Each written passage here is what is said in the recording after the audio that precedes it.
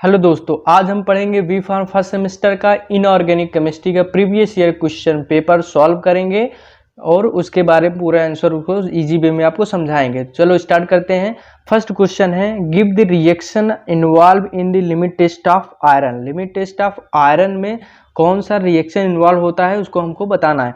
तो आपको पता है लिमिट टेस्ट ऑफ आयरन में आयरन को हम लेते हैं, आयरन की वैलेंसी 2 होती है। उसका अगर हम थायोग्लाइकोलिक एसिड के साथ, थायोग्लाइकोलिक एसिड का एक फार्मूला होता है जिसमें एक कार्बोक्सिलिक एसिड ग्रुप होता है, एक हमारा CH2 ग्रुप होता है, एक हमारा सल्फर और हाइड्रोजन। इसका 2 मॉलिक्यूल लेते हैं क्योंकि आयरन का 2 वैलेंसी होता है। सिट्रिक एसिड के प्रेजेंट में या जो होता है आयरन जो होता है कॉम्प्लेक्स बनाता है थायोग्लाइकोलिक एसिड के साथ, इसे आयरन थायोग्लाइकोलेट कॉम्प्लेक्स भी कहते हैं, जो कि कलर प्रोड्यूस करता है और 2 हाइड्रोजन रिमूव हो जाते हैं। यही हमारा इसी या जो कलर प्रोड्यूस होता है इसको हम स्टैंडर्ड आयरन के साथ कंपेयर करते हैं। यदि कलर स्टैंडर्ड सोल्यूशन से हमारा कलर कम आए तो हमारा या लिमिट टेस्ट ऑफ आयरन में पास हो जाएगा। अगर हमारा कलर स्टैंडर्ड से इसका कलर ज़्यादा आ गया तो मतलब इसमें इम्प्यूरिटी ज़्यादा है या लिमिट टेस्ट ऑफ आयरन में या फेल हो जाएगा। अब हम बात करते हैं, क्वेश्चन हमारा दूसरा, डिफाइन आइसोटोप्स एंड आइसोबर। आइसोटोप्स क्या होते हैं, आइसोबर क्या होते हैं, आप पहले भी कक्षा 9 या 12 में पढ़े होंगे। तो आइसोटोप्स आइसोबर क्या होता है दोस्तों, आपको बता दें, जैसा कि कोई भी मॉलिक्यूल्स है, अगर आपको पता, मान लीजिए कार्बन है, कार्बन के ऊपर जो वैलेंसी नंबर लिखा रहता है ऊपर वो मास, उसको मास को डिनोट करता है और नीचे वाला संख्या जो होती है और एटॉमिक नंबर को डिनोट करता है। तो उसी प्रकार अब बता दें अब आइसोटोप्स क्या। तो आइसोटोप ऐसे 2 या 2 से अधिक एलिमेंट जो होते हैं, अगर उनका एटॉमिक नंबर सेम हो, एटॉमिक नंबर मतलब जो नीचे लिखा हुआ नंबर, एटॉमिक नंबर सेम हो बट उनका एटॉमिक मास डिफरेंट हो, ऐसे एलिमेंट को हम आइसोटोप्स कहते हैं। आइसोटोप्स क्या होते हैं दोस्तों, जिनका एटॉमिक नंबर सेम, जैसे कार्बन का, तीनों कार्बन का एटॉमिक नंबर सेम आपको लग रहा है, लेकिन तीनों कार्बन का जो एटॉमिक मास है वो अलग है, इसका 12, इसका 13, इसका 14 है। तो ऐसे एलिमेंट को हम आइसोटोप के अंतर्गत रखते हैं। अब आइसोबर देख लेते हैं। आइसोबर क्या होता है, आइसोबर भी ऐसे, आइसोबर उसका ठीक उल्टा होता है दोस्तों। आइसोबर वे सब्सटेंस होते हैं, वह एलिमेंट होते हैं जिनका एटॉमिक मास जो होता है सेम होता है, बट उनका एटॉमिक नंबर जो होता है वह सेम नहीं होता। ऐसे एलिमेंट को हम आइसोबर के अंदर रखते हैं। तो इसका जैसे कैल्शियम, आप इसको क्या कहते हैं, पोटेशियम ले लीजिए, कैल्शियम लीजिए। पोटेशियम का मॉलिक्यूलर जो मास है 14 होता है, 40 होता है, और इसका कैल्शियम का भी मॉलिक्यूलर वेट या मास जो होता है वह 40 होता है, बट इनका एटॉमिक नंबर जो होता है डिफरेंट होता है। पोटेशियम का एटॉमिक नंबर 19 होता है और कैल्शियम का एटॉमिक नंबर 20 होता है। तो ऐसे एलिमेंट को आइसोबर के अंतर्गत रखते हैं जिनका एटॉमिक मास सेम हो बट उनका एटॉमिक नंबर जो होता है डिफरेंट हो। अब हम देख लेते हैं, क्वेश्चन नंबर हमारा दूसरा है, तीसरा है, right formula of Epson salt.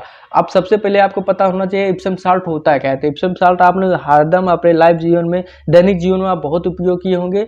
तो एप्सम साल्ट दोस्तों इसे हिंदी में सेंधा नमक कहते हैं। सेंधा नमक वही नमक होता है जो कि आपको स्क्रीन पर दिखाई दे रहा होगा, यही सेंधा नमक है। तो सेंधा नमक का फार्मूला जो होता है दोस्तों वो मैग्नीशियम सल्फेट होता है, मैग्नीशियम सल्फेट इंटू 7H2, क्योंकि उसमें हाइड्रेटेड होता है। जो हमारा सेंधा नमक होता है वो हाइड्रेटेड होता है, तो इसलिए उसका फुल फार्मूला होता है मैग्नीशियम सल्फेट 7H2O।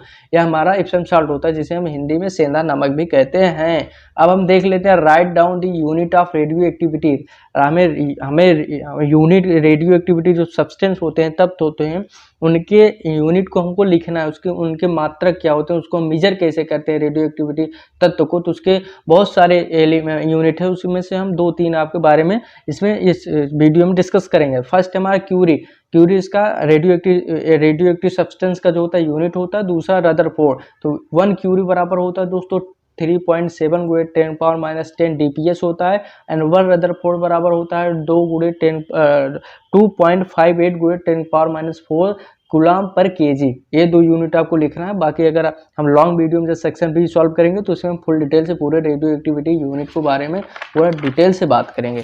अब हम देख लेते हैं, क्वेश्चन हमारा है 5,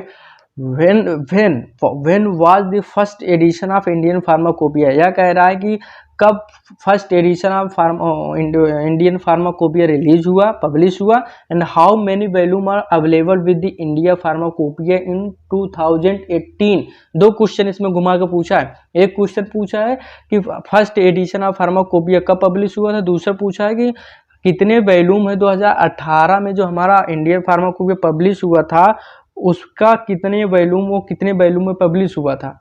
ठीक है, तो हम देख लेते हैं इसका। तो हमारा आपको जैसे पता है 1955 में first edition of India pharmacopoeia release हुआ था, पब्लिश हुआ था कितने सन में? 1955 में। डेट आपको याद रखा 1955। अगर आप फार्मेसी कर रहे हैं तो आपको याद रहना चाहिए, नहीं कोई पूछ लेगा first edition of India pharmacopoeia कब आया था, निस्संदेह आप बताइएगा 1955 में। अब आप कुछ दूसरा क्वेश्चन पूछा, how many volume available in 2018 India pharmacopoeia जो पब्लिश हुआ था, तो उसमें 4 वॉल्यूम है। कितने वॉल्यूम है? 4 वॉल्यूम अवेलेबल हैं इन 2018 एडिशन ऑफ इंडिया फार्माकोपिया। और इसका कलर भी आपको बता दे रहे हैं, इसका कलर जो होता है वो ऑरेंज कलर का। अब प्रेजेंट में 2022 का इंडिया फार्माकोपिया जो अब पब्लिश हुआ वो भी आ चुका है, लेकिन अभी आपको पता नहीं आपके कॉलेज में आया नहीं आया है। आप कॉलेज वाले पे आप लाइब्रेरी में जाकर चेक कर सकते हैं, लेकिन वह पब्लिश हो चुका है 2022 वाला। अब हम देख लेते हैं क्वेश्चन नंबर हमारा 6 है, डिफाइन एस्ट्रीजेंट विद एग्जांपल। अब एस्ट्रीजेंट क्या होता है दोस्तों? एस्ट्रीजेंट वे सब्सटेंस होते हैं जब आप कभी भी आप अपने शेविंग करते हैं या तो कभी भी आप हेयर कटिंग कटाने के लिए गए होंगे, तो आपको कहीं कैंची के द्वारा क्या होगा, सही चोट लग जाती है, तो वहाँ पर ब्लीडिंग निकल जाती है। जब ब्लीडिंग हो जाती है तो ब्लीडिंग को आपको बंद करने के लिए तुरंत जो होता है नाई जो होता है वह तुरंत एक क्या कहते हैं, पोटासिलम का यूज करता है। पोटासिलम क्या होता है, जिसे हम हिंदी में फिटकरी कहते हैं, वह तुरंत उसको लगा देता है। जब उसको लगा देगा तो उसको पता है, वह पढ़ा नहीं है लेकिन वह उसको साइंस को पता है, वह क्या करेगा, उसको लगाएगा तो उसमें क्या होगा, वह प्रोटीन जो स्किन होता है, स्किन की जो प्रोटीन होती है वह उसके साथ पोटासिलम जाकर क्या करेगा, प्रोटीन प्रेसिपिटेशन करेगा, उसके साथ प्रेसिपिटेट करेगा। प्रेसिपिटेट करने के बाद जो हमारा ब्लीडिंग जहाँ से निकल रही उस होल को, जो हमारा पंचर हुआ है कैंची के द्वारा किसी के द्वारा, उस होल को क्या करेगा, प्रेसिपिटेट करके उस होल को बंद कर देगा, जिसके कारण विद इन 5 सेकेंड या 10 सेकेंड के अंदर आपकी ब्लीडिंग जो होती है बंद हो जाती है। लेकिन इन द केस, इसमें एक केस है तब जब आपको बहुत हल्की या माइन्यूट ब्लीडिंग हो रही हो, तो नहीं तो आपको पता लगा एक्सीडेंट हो गया, आप पोटासियम लाकर उसमें लगाने लगे तो उसमें आपको इस कंडीशन में काम नहीं करेगी, बस बहुत माइन्यूट चोटिंग या ब्लीडिंग में वह काम करती है। ठीक है, तो ये हमारा एस्ट्रीजेंट ऐसे सब्सटेंस होते हैं जो कि प्रोटीन प्रेसिपिटेट करते हैं स्किन के साथ, और इसका उपयोग जैसे कि हम ब्लीडिंग को रोकने में, माइन्यूट ब्लीडिंग या कट को ब्लीडिंग से रोकने के लिए यूज करते हैं। इसका बेस्ट एग्जांपल है पोटासिलम, जिसे हम हिंदी में फिटकरी भी कहते हैं, जिसका फार्मूला आपको पता होगा, नहीं तो पता होगा तो हम बता रहे हैं, K2SO4 Al2SO4 का होल थाइड इंटू 24H2O होता है। ठीक है, अब हम देख लेते हैं एक इसका और कैटेगरी जिंक क्लोराइड भी इसी के अंदर एस्ट्रीजेंट के अंतर्गत आता है। अब हम देख लेते हैं क्वेश्चन हमारा है 7, व्हाट आर डेंटिफ्राइसेस। अब डेंटिफ्राइसेस क्या होता है, तो डेंटी शब्द जहाँ जुड़ जाए निसंदेह वह किससे रिलेटेड है, वो हमारे डेंटल से, मतलब हमारे टीथ से रिलेटेड है। तो डेंटिफ्राइसेस, तो ऐसे डेंटिफ्राइसेस ऐसे एजेंट होते हैं जो कि दांत को क्लीनिंग करने के लिए यूज होते हैं। दांत या हमारे माउथ को क्लीनिंग करने वाले एजेंट को डेंटिफ्राइसेस एजेंट कहते हैं। तो ऐसे एजेंट जो दांत को क्लीन करते हैं, जैसे सुबह सुबह आप डेली टूथपेस्ट करते हैं, मंजन करते हैं, ब्रश करते हैं, किसके साथ करते हैं, एक टूथपेस्ट का यूज करते हैं, कोई भी कोलगेट हो गया अथवा पतंजलि आजकल बहुत मार्केट में आ गए होंगे, आज जो करते हैं तो वो सब टूथपेस्ट, वो सब डेंटिफ्राइसेस के अंतर्गत आते हैं, वो सब डेंटिफ्राइसेस होते हैं, वो क्लीनिंग एजेंट होते हैं जो कि टूथ को हमारे क्लीन करते हैं। तो इसका एग्जांपल हो गया टूथपेस्ट हो गया, माउथ वॉश हो गया, ये सब डेंटिफ्राइसेस के अंतर्गत आते हैं। अब क्वेश्चन नंबर हमारा 8 है, define half life. Half life क्या होता है आपको जैसे पता है, यह क्वेश्चन 2 आया है हमारा यूनिट 5 से, इस लास्ट यूनिट का है define half life. Half life आप इससे पहले आप क्लास 12 में ही पढ़ चुके हैं। हाफ लाइफ क्या होती है, हाफ लाइफ वह होती है, मान लीजिए किसी भी सब्सटेंस की जीवन अवधि जो होती है दोस्तों वह 10 मिनट का है, तो 10 मिनट का है तो उसकी आधी लाइफ कितनी हो गई, 5 मिनट। तो हाफ लाइफ टाइम क्या होता है, वह टाइम जब तक वह सब्सटेंस, वह टाइम कितना टाइम लग रहा है कि वह अपने जीवन का आधा समय बच जाए, आधा समय खत्म कर दे, वह टाइम क्या कहलाएगा, हाफ लाइफ टाइम। तो उसी तरह वह सब्सटेंस, वह किसी भी सब्सटेंस का वह टाइम जो कि अपने टोटल लाइफ का आधा बचा हो, वही हाफ लाइफ टाइम कहलाता है। तो इसीलिए इसका डिफिनेशन देखते हैं, it is the time require, वह टाइम रिक्वायर होता है टू डिसइंटीग्रेट मतलब खत्म हो जाना, टू दी हाफ लाइफ, और किसी भी सब्सटेंस का वह टाइम रिक्वायर होता है, वह टाइम जो लग रहा है, जो कि अपने पूरे समय का आधा बच रहा है, आधा खत्म कर दे रहा है, डिसइंटीग्रेट कर रहा है, डिसइंटीग्रेट कर रहा है, वही उसका हाफ लाइफ टाइम होता है। तो हाफ लाइफ टाइम आपको निकालना है रेडियो एक्टिविटी सब्सटेंस के लिए, तो उसके लिए आपको फार्मूला यूज करना होगा। उसका फार्मूला होता है हाफ लाइफ टाइम, मतलब टोटल टाइम का आधा इसको ऐसे इंडिकेट करते हैं। जिसका हाफ लाइफ टाइम निकालने के लिए आपको निकालना फार्मूला एक होता है 0.693 अपॉन लैम्डा, वेयर लैम्डा क्या होता है, रेट ऑफ डीके, मतलब कितने रेट से डीके हो रहा है आपका रेडियो एक्टिविटी सब्सटेंस, कितने रेट से वो घट रहा है, उसका रेट ऑफ डीके यहाँ पर रख देंगे तो किसी भी सब्सटेंस का आप हाफ लाइफ निकाल सकते हैं, काउंट कर सकते हैं। ठीक है, अब क्वेश्चन हम देखेंगे, क्वेश्चन नंबर हमारा है 9। क्वेश्चन नंबर 9 क्या है, give the importance of limit test. आप लिमिट टेस्ट बहुत करेंगे, लिमिट टेस्ट आप क्लोरीन करेंगे, लिमिट टेस्ट आप सल्फेट करेंगे, लिमिट टेस्ट आप आर्सेनिक करेंगे, लिमिट टेस्ट आप आयरन करेंगे, लिमिट टेस्ट आप लेड करेंगे, बहुत सारे लिमिट टेस्ट करेंगे।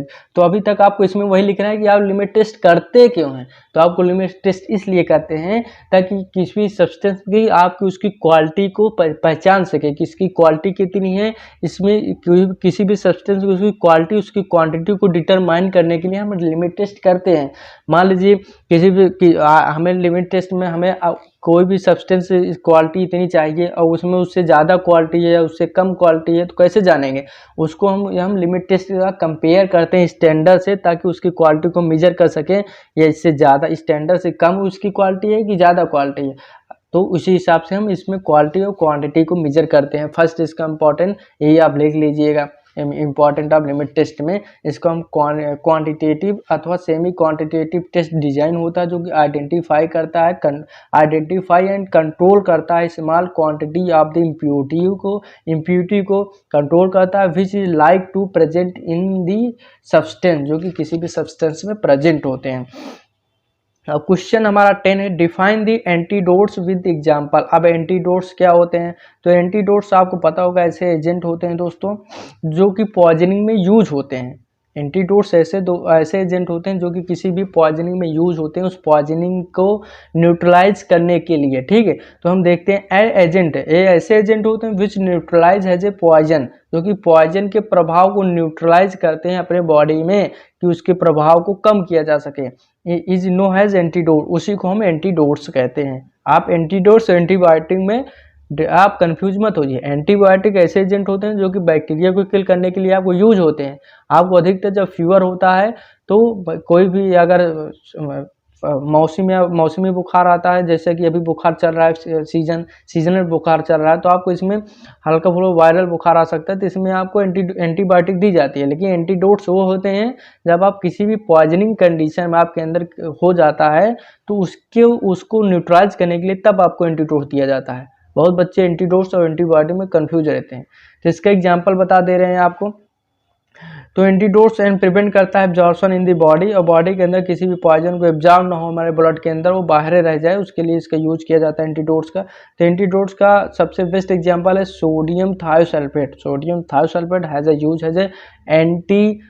ए एंटीडोट्स के रूप में इसका यूज किया जाता है। आप इसके सभी के एग्जाम्पल आप रट लीजिए, क्योंकि एग्जाम में ऐसे पूछता है। हम जितने क्वेश्चन आपको सामने दे रहे हैं हम नहीं बनाए, प्रीवियस ईयर क्वेश्चन पेपर हम सॉल्व किए हैं, तो मतलब क्वेश्चन आया हुआ है, तो आप सीधा आप एंटीडोट्स क्या होते हैं, एंटीडोट्स आप याद कर लीजिएगा। एंटीडोट्स ऐसे होते हैं जो कि हम पॉइजनिंग में यूज करते हैं, पॉइजन को खत्म करने के लिए। इसका एग्जाम्पल क्या है, सोडियम थायोसल्फेट हो गया, एक्टिवेट चारकोल हो गया। चारकोल मतलब कोयला, आपको कोयला होता है ना, कोयला भी यूज किया जाता है एज एंटीडोट्स।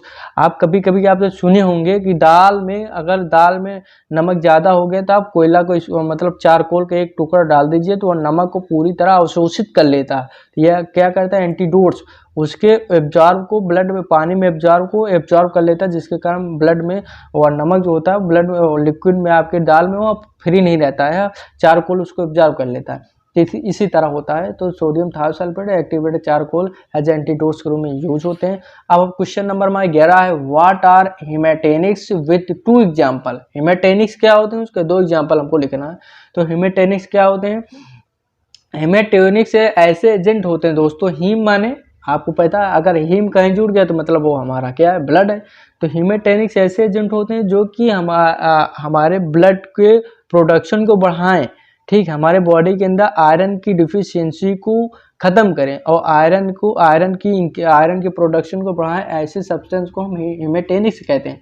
तो ऐसे हीमेटैनिक्स ऐसे ड्रग होते हैं अथवा एजेंट होते हैं दोज इंक्रीज करते हैं haemoglobin in the blood are called haematinics. ऐसे एजेंट होते हैं जो कि हीमोग्लोबिन तो आरबीसी तो ब्लड की मात्रा को हमारे बॉडी के अंदर बढ़ाते हैं, ऐसे सब्सटेंस को हम हीमेटैनिक्स कहते हैं। इसका एग्जांपल सबसे बेस्ट एग्जांपल है फेरस सल्फेट अथवा फेरस ग्लूकोनेट। अधिकतर आप जो कहते हैं आयरन की गोली हमको लेना, आपको बहुत सारे डॉक्टर है गांव में अगर अक्सर लोग कहते हैं कि आपको खून कमी हो गई है तो आप आयरन की गोली लीजिए। नहीं, प्रेगनेंसी में अधिकतर जो गाँव में जो नर्सें आती हैं वो आपको आयरन की गोली देते हैं। तो आयरन गोली वह कौन सी होती है जानते हो? वह फेरस ग्लूकोनेट होती है, क्योंकि फेरस से आपको आयरन की सप्लीमेंट होगा और ग्लूकोनेट से आपको जो एनर्जी मिलेगी ग्लूकोज की, आपको पूरी जो आपकी थकावट होगी या वीकनेस होगी वह दूर होगी। तो आयरन गोली ये वाली होती है। तो वो हैज ए हीमेटैनिक्स यूज होता है ताकि आपकी बॉडी के अंदर किसी भी प्रकार की ब्लड की कमी ना हो पाए। नहीं, क्योंकि अगर ब्लड की कमी इन दिस कंडीशन प्रेगनेंसी के समय होगा तो वो पूरा इफेक्ट जाकर बच्चे के ऊपर लगेगा, इसलिए आयरन की गोली आपको दी जाती है। वह क्या होता है? वह फेरस सल्फेट अथवा फेरस ग्लूकोनेट हो सकता है may be. What do you mean by ORS? सबसे इंपॉर्टेंट क्वेश्चन है, आप क्या समझते हो ORS से? तो ORS का फुल फॉर्म आपको जैसा पता है क्या होता है? ओरल रिहाइड्रेशन साल्ट होता है, या सोल्यूशन भी आप कह सकते हैं। साल्ट या सोल्यूशन में भी अलग अलग बुक में अलग अलग लिखा है, लेकिन आप साल्ट ही पढ़िएगा। तो ओरल रिहाइड्रेशन साल्ट इसका फुल फॉर्म होता है। ORS का इसका यूज क्या होता है, इसमें होता क्या है आपको बता दो। ORS तब यूज किया जाता है, पहले आप समझे रहेंगे तो आप लिख लेंगे। ORS तब यूज किया जाता है जब आपको उल्टी हो, वोमिटिंग कंडीशन हो जाए, बहुत ज़्यादा आपको वोमिटिंग हो जाए, अथवा बहुत ज़्यादा आपको क्या कहते हैं डायरिया हो जाए। तो दोनों के कंडीशन में आपके बॉडी के अंदर क्या होगा? रिहाइड्रेशन होगा, आपके बॉडी के अंदर पानी की कमी हो जाएगी, क्योंकि डायरिया होता है तब भी पानी की कमी आपकी बॉडी के अंदर होगी, अथवा वोमिटिंग होगी तब बहुत सारे बॉडी के अंदर पानी बाहर आ जाएगा। पानी के साथ साथ जो बॉडी के अंदर हमारे आयंस होते हैं, साल्ट होते हैं, इलेक्ट्रोलाइट्स होते हैं, वो भी आ जाते हैं। तो जिसके कारण बॉडी के अंदर क्या हो जाती है? इलेक्ट्रोलाइट की कमी हो जाती है, जिसके कारण बॉडी जो होती है बैलेंस अपना खो देती है। बैलेंस बॉडी के होमोस्टैटिक होता है जो कि अपने बैलेंस को बनाए रखती है, होमोस्टैटिक। तो वो अपने बैलेंस सिस्टम को खो देती है, जिसके कारण आपको वीकनेस आता है अथवा बुखार आ सकता है अथवा किसी भी कंडीशन में आपको मतलब असहाय महसूस होगा। तो उस कंडीशन में आपको ORS लेना चाहिए। ORS क्या करता है? ORS एक ORL इसका फुल फॉर्म इसलिए ओरल मतलब मुंह से, रिहाइड्रेशन में रिहाइड्रेशन साल्ट मतलब मुंह से लेने वाला साल्ट को हम रिहाइड्रेशन साल्ट अथवा ORS कहते हैं, जो मुख से लेते हैं साल्ट। तो इसका यूज ले सकते हैं। इसमें क्या होता है? इसमें इलेक्ट्रोलाइट्स होते हैं। इलेक्ट्रोलाइट्स क्या होते हैं? पोटेशियम, सोडियम, यही सब आयन होते हैं जो कि आप एमिटिंग के द्वारा अथवा डायरिया के द्वारा आप खो चुके हैं। उसी आयन को हम इन ORS के द्वारा हम बॉडी के अंदर लेते हैं, इनलेट करते हैं, जिसके कारण हमारा बॉडी जो होता है फिर से होम्योस्टैटिक को बना रखता है और हम विदिन 5 मिनट 10 मिनट या आधे घंटे के अंदर हम अपनी तरफ फिर स्वस्थ हो जाते हैं। तो इसलिए ORS का यूज किया जाता है। ORS का अधिकतर यूज होता है दोस्तों वह गर्मियों में ही किया जाता है। आप कहीं से आएंगे कहेंगे इनको ORS घोलकर दे दीजिए। ORS मतलब आपको धूप लगी होगी तो आपका पसीना निकला होगा, आपके अंदर बॉडी के अंदर रिहाइड्रेशन आएगा, तो ORS के द्वारा। ORS के अंदर ये भी होता है साल्ट के साथ साथ उसमें ग्लूकोज की मात्रा भी होती है। और ग्लूकोज वे होता है जो कि आपके बॉडी के अंदर एनर्जी प्रोड्यूस करता है। कार्बोहाइड्रेट रहता है। कार्बोहाइड्रेट क्या होता है? हैजा एनर्जी सोर्स होता है जो कि तुरंत मुख आप जैसे जीभ के अंदर ऐसे एजेंट होते हैं जो कि जीभ के अंदर ही उन लोगों का पाचन जो होता है, डाइजेशन शुरू हो जाता है, जिससे बहुत 5 या 10 मिनट के अंदर आपको बॉडी के अंदर एनर्जी मिलना शुरू हो जाएगी। और बाकी तो अदर आपको पता है कि आधा 1 घंटा से 2 घंटे के अंदर अगर खाना खाएंगे तो आपको पचेगा तब एनर्जी मिलेगी। तो इसीलिए आप इसका यूज कर सकते हैं। ORS का ORS भी कितने प्रकार के होते हैं दोस्तों? ORS जो होते हैं ORS दो प्रकार के होते हैं, ORS A and ORS B। ORS 1 type and ORS B type, 2 प्रकार के ORS होते हैं। तो ORS 1 टाइप दोस्तों जो होता है यूनाइटेड स्टेट ऑफ कंट्री का होता है, एंड ORS बी जो होता है वो WHO के द्वारा निर्धारित होता है, वर्ल्ड हेल्थ ऑर्गेनाइजेशन के द्वारा निर्धारित होता है। तो दो प्रकार के ORS आपको मिलेंगे, आप देखिएगा ORS कोई भी कहीं भी खरीद के लाइएगा तो ORS दो प्रकार के होते हैं, एक होता है ORS ए, एक होता है ORS बी।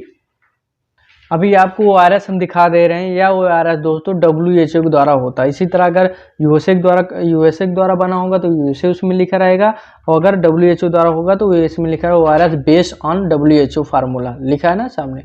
अब इसका हम देख लेते हैं ORS बनता किससे किसका है। तो ORS दोस्तों, ORS में जितने सब्सटेंस यूज होते हैं इंग्रेडिएंट, उसके बारे में देख लेते हैं।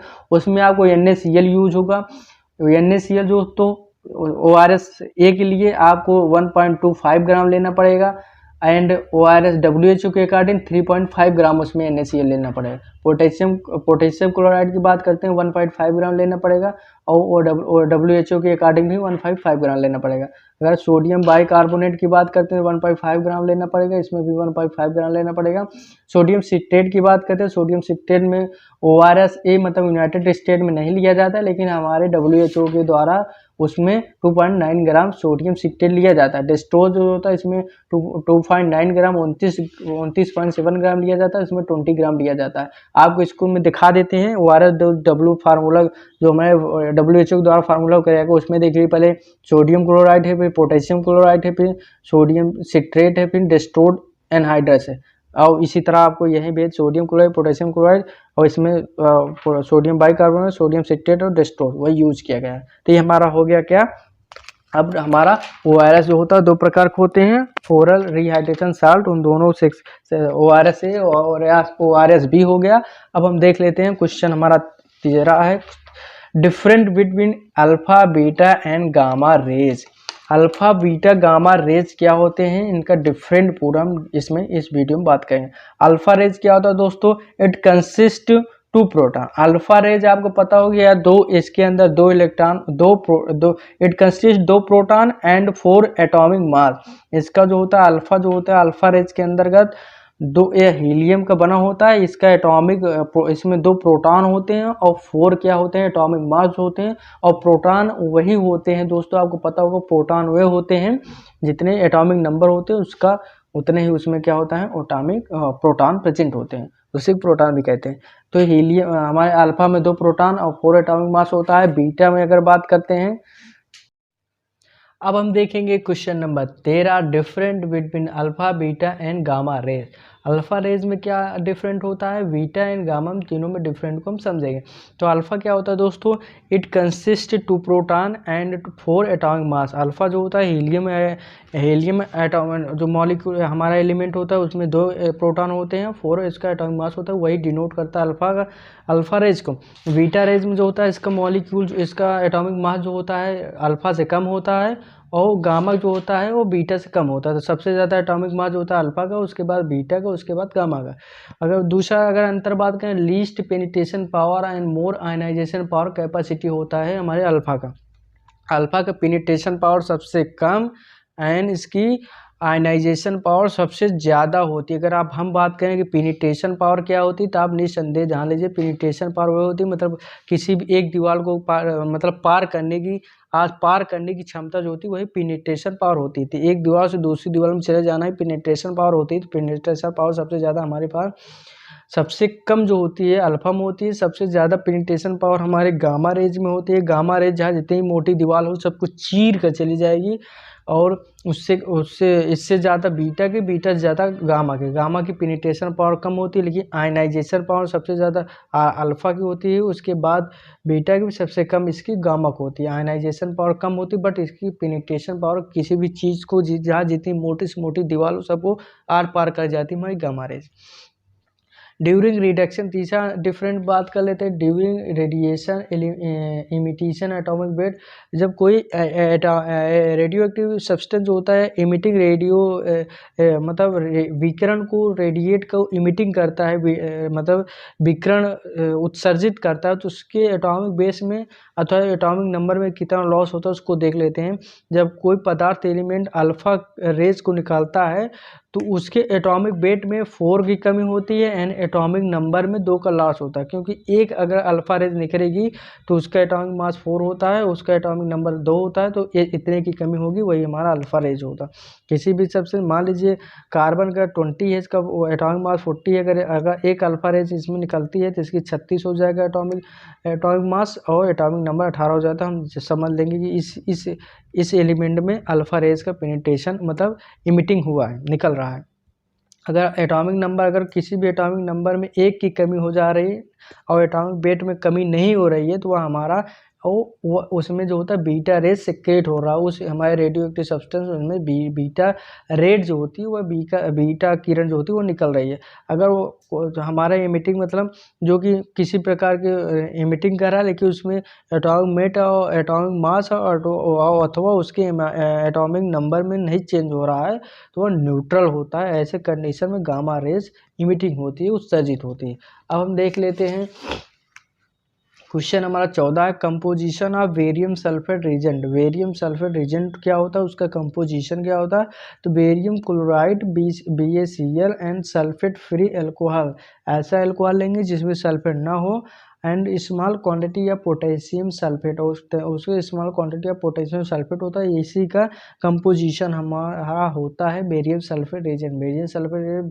बेरियम क्लोराइड और sulphate free alcohol plus potassium sulphate का मिश्रण होता है। Right formula and uses of green vitriols. अब ग्रीन विट्रियोल के बारे में आपको बता दें, ग्रीन विट्रियोल जो होता है दोस्तों, वो ferrous sulphate, hydrated ferrous sulphate को ही ग्रीन विट्रियोल कहा जाता है। यह क्वेश्चन पूछ सकता है कि ग्रीन विट्रियोल का फार्मूला लिखिए, तो आप फेरस सल्फेट का ही फार्मूला जो होता है ग्रीन विट्रियोल होता है, उसको आप भूलिएगा नहीं। ये बहुत क्वेश्चन आता है, घुमा के पूछता है, तो ग्रीन विट्रियोल आपको नहीं पढ़ाया गया होता, लेकिन इसी को ही, इसका फेरस सल्फेट को ही ग्रीन विट्रियोल कहा जाता है। इसका यूज कहाँ किया जाता है? तो फेरस में मतलब मेटेनिक्स में यूज किया जाता है, मतलब जहाँ पर आयरन की कमी होगी तो इसका ट्रीटमेंट हुआ आयरन की डिफिशियंसी अथवा एनीमिया के रोग में इसका यूज किया जाता है। दूसरा सप्लीमेंट ऑफ आयरन, आयरन की कहीं भी किसी भी बीमारी में अगर आयरन की कमी हो तो उसमें हैज ए सप्लीमेंट के रूप में मेडिसिन में सप्लाइड किया जाता है हमारा फेरस सल्फेट। अब देख लेते हैं define the cathartics and give example. Cathartics क्या होते हैं दोस्तों? कैथार्टिक वे जो होते हैं जब आपको आपके अंदर पेट के अंदर आपको कंस्टिपेशन हो जाता है। कंस्टिपेशन क्या होता है? कब्ज हो जाता है आपका। अब पूछिए कब्ज क्या होता है? तो कब्ज वे होता है दोस्तों, अगर आप लैट्रिन जाते हैं और आप लैट्रिन में बैठते हैं, आपको लैट्रिन नहीं उतर रही है, गैस रहेगी, तो this is condition is constipation, वह कंस्टिपेशन होता है। एक लूज मोशन होता है जिसमें आपकी लैट्रिन पतली हो जाती है, वो लूज मोशन। तो कॉन्स्टिपेशन में आपको लैट्रिन नहीं उतरती है, तो उस कंडीशन में कॉन्स्टिपेशन होता है, उसे कब्ज कहा जाता है। उस कंडीशन में आपको कैथार्टिक्स लेना पड़ता है ताकि आपको लैट्रिन जो होता है इजीली निकल सके, तो इसे हम कैथार्टिक्स कहते हैं। इसका एग्जांपल, कैथार्टिक्स एग्जांपल की बात करते हैं, मैग्नीशियम सल्फेट होता है, मेथिल सेलुलोज होता है। दो एग्जांपल होता है कैथार्टिक्स का, magnesium sulphate and methyl cellulose. अब हम बात करते हैं define the acidify agent. Acidify agent ऐसे एजेंट होते हैं जो कि एसिड की मात्रा को किसी भी सब्सटेंस में बढ़ाते हैं। Acidify substance are inorganic substance that are use to increase gastrointestinal acidic अथवा एनवायरमेंटल क्रिएट करते हैं। किसी भी हमारे गैस्ट्रोइंटेस्टाइनल मतलब पेट के अंदर एसिड की मात्रा को बढ़ाने वाले एजेंट को एसिडिफाई एजेंट कहते हैं।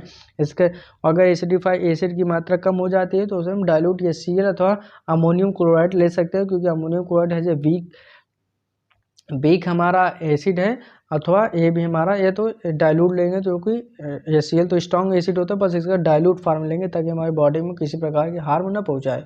अब क्वेश्चन नंबर 18 देख लेते हैं, डिसइंफेक्टेंट मीन क्या होता है विद एग्जांपल। क्या डिसइंफेक्टेंट मीन्स मतलब डिसइंफेक्टेंट से आप क्या समझते हैं? विद एग्जांपल, इसका एग्जांपल भी आपको बताना है।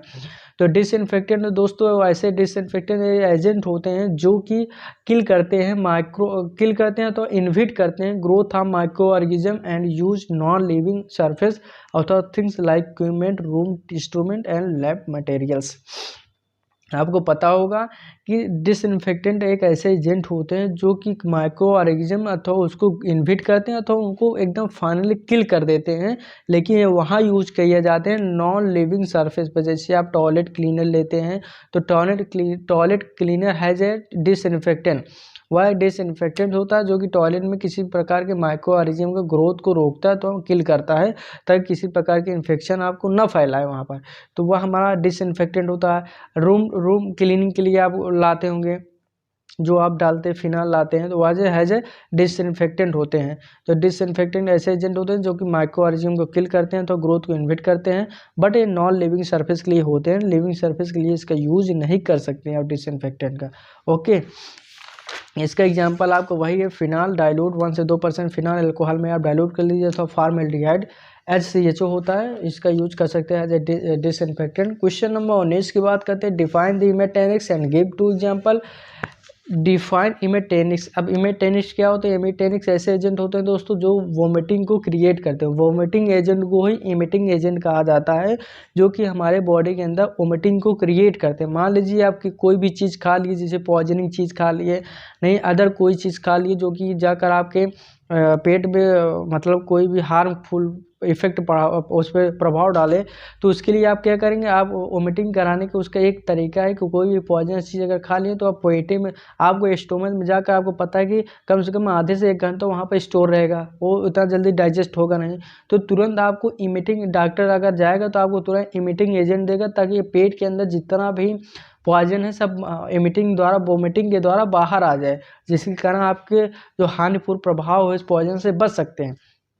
तो ऐसे एजेंट होते हैं जो कि वोमिटिंग आते हैं, उल्टी लाते हैं या इमिटिंग लाते हैं, वैसे एजेंट को हम इमिटिंग एजेंट कहते हैं। इसका एग्जाम्पल की बात करते हैं, सोडियम क्लोराइड NaCl है, जो इमिटिंग एजेंट होता है। अगर आपको कभी भी कोई भी दिक्कत हो, अगर आपके घर में या कोई भी मतलब आसपास के लोग अगर कोई भी पॉइजनिंग चीज़ है तो कोई भी खा लेते हैं, अगर उस चीज़ को बाहर आपको निकालना है तो आप नमक लीजिए एक गिलास में, और नमक में पानी घोलिए और पानी को उसको उनको पिला दीजिए, तो वो उनके विद इन नमक की मात्रा थोड़ा ज़्यादा बढ़ा के डालिए, क्योंकि उसकी कंसंट्रेशन ज़्यादा रहेगी तभी इमिटिंग होगी, तो तुरंत इमिटिंग होगा, जिसके कारण पेट के पूरा उनका बाहर आ जाएगा, वो सुरक्षित हो जाएंगे। लेकिन यह कंडीशन जो होता है एक एक्सपर्ट के देख रेख में होना चाहिए। और दूसरा हमारा हाइड्रोजन पेरोक्साइड। हाइड्रोजन पेरोक्साइड जिसका फार्मूला आपको पता ही होगा, H2O2 होता है। यह जो होता है जो एक इमिटिंग एजेंट के रूप में होता है, जो कि उल्टी कराने में यूज किया जाता है। एक होता है, अब बात करते हैं क्वेश्चन हमारा 20 है, give 2 example for anti caries agent. Give the 2 example for anti caries agent. Anti caries agent का 2 एग्जाम्पल आप बताइए। तो 2 एग्जाम्पल बता रहे हैं, prevent tooth decay. Anti caries agent वे एजेंट होते हैं दोस्तों, ऐसे एजेंट होते हैं जो कि दांत को डीके होने से मतलब टूटने से रोकते हैं। ऐसे एजेंट को हम एंटी कैरी एजेंट कहते हैं। जैसा कि आप कभी कभी देखे हुए दांत जो होता है टूट जाता है, पतला हो जाता है, तो ऐसे एजेंट को एंटी कैरी एजेंट कहते हैं, जो कि उनको टूटने से रोकते हैं। तो ऐसे एजेंट को हम एंटी कैरी एजेंट कहते हैं और प्रिवेंट करते हैं टूथ की डीके को। इसका एग्जाम्पल है फ्लोराइड, सोडियम फ्लोराइड, NaCl ऐसे एजेंट होते हैं जो कि हमारे एंटी कैरी एजेंट के रूप में यूज किए जाते हैं। आप कोई टूथपेस्ट लेंगे तो उसमें आपको NaCl अथवा क्लोरीन की मात्रा, तो फ्लोरीन की मात्रा उसमें खूब हाईलाइट करके दिखाएगा, ताकि आपको उसमें दिखाएगा इसमें फ्लोराइड की मात्रा इतना है, ताकि आपको वह इसलिए दिखाता है कि आपको इंडिकेट कर रहा है कि यह क्या कहते हैं डीके एंटी कैरी एजेंट इसमें प्रेजेंट है, ताकि आपके टीथ को डीके होने से बचाएगा, टूटने से बचाएगा, ये होता है। तो आशा करता हूँ आपको यह वीडियो अच्छी लगी होगी। यह वीडियो आपको 3 प्रीवियस ईयर क्वेश्चन पेपर का एक मिक्स कर बनाया हुआ एक सोल्यूशन है, जो को आपको आपके एग्जाम में बहुत ही हेल्प करेगा। 20 क्वेश्चन हमने इस वीडियो में सॉल्व किए हैं, और अगले नेक्स्ट वीडियो में हम बात करेंगे सेक्शन बी के बारे में, मोस्ट इंपॉर्टेंट, जो कि प्रीवियस ईयर क्वेश्चन पेपर में आते होंगे, और जो हमको लगता है कि यह क्वेश्चन आप इस बार भी फंसेगा, उसके बारे में हम डिटेल से बात करेंगे। तो अगर अभी तक इस वीडियो को आप जो देख रहे हैं, इसका PDF आपके डिस्क्रिप्शन बॉक्स में है, वहाँ से आप जाकर इसको डाउनलोड कर सकते हैं। अगर अभी तक आपने चैनल को सब्सक्राइब नहीं किया दोस्तों तो कर लीजिए, क्योंकि आपको इसी तरह वीडियो इस चैनल पर आपको मिलते रहेगी। जय हिंद, जय भारत।